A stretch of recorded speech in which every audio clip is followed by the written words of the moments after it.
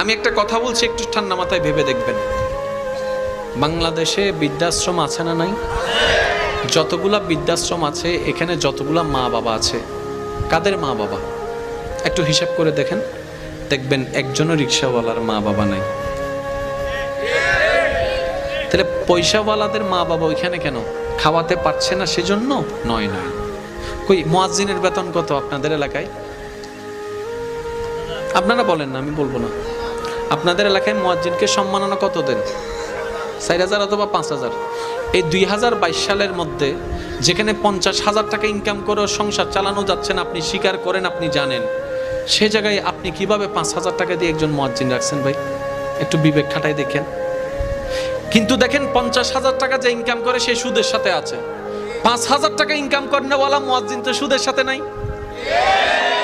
50,000 টাকা ইনকাম করেওয়ালা সিগনেচারকে 2 নম্বর